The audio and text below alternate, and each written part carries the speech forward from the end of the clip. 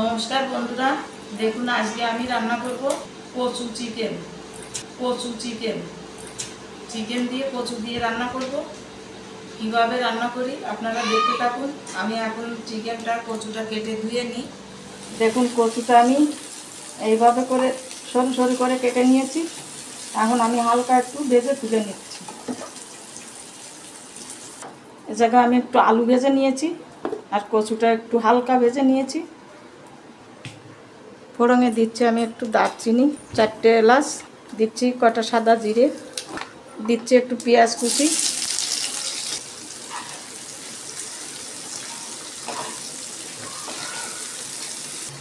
অল্প একটু হলুদ,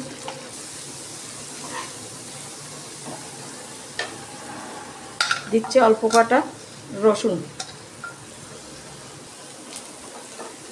পেঁয়াজটা আমার ভাজা হয়ে গেছে, আমি এবার এটা তুলে নিচ্ছি। মিক্সারে একটু পেস্ট করে নেব।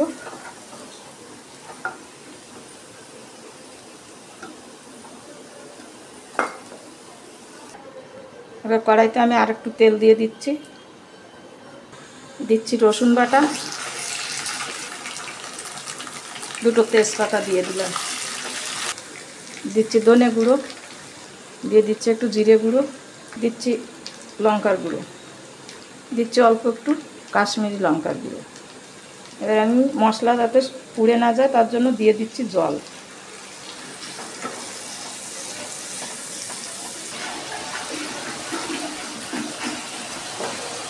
এবার দিচ্ছি আমি হলুদ,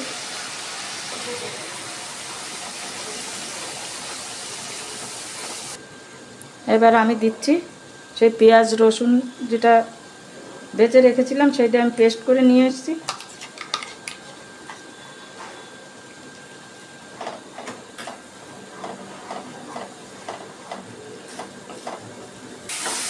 এবার আমার মশলাটা কষানো হয়ে গেছে, আমি এবার চিকেনগুলো দিয়ে দিচ্ছি।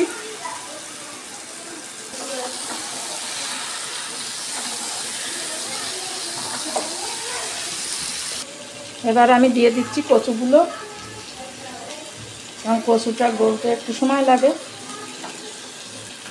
দিয়ে দিচ্ছি আলু,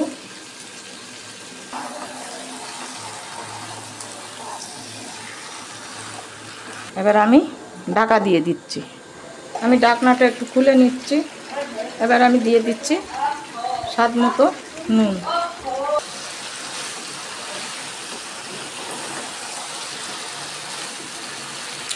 আমার কষানো প্রায় হয়ে গেছে, আমি একটু কাঁচা তেল দিয়ে দিচ্ছি।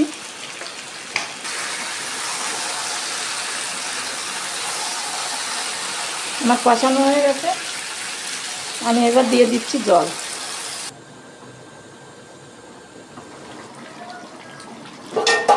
আমি দিয়ে দিচ্ছি একটু গরম মশলা।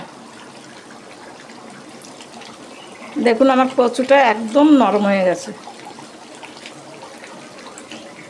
এই কচু চিকেনটা আমি যেভাবে রান্না করলাম এইভাবে আপনারাও রান্না করে খেয়ে দেখবেন, খুব ভালো লাগবে।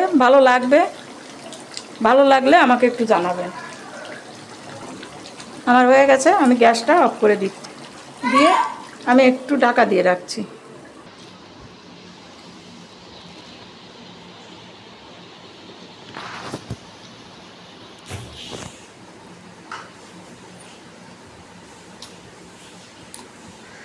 কেমন হয়েছে রান্নাটা?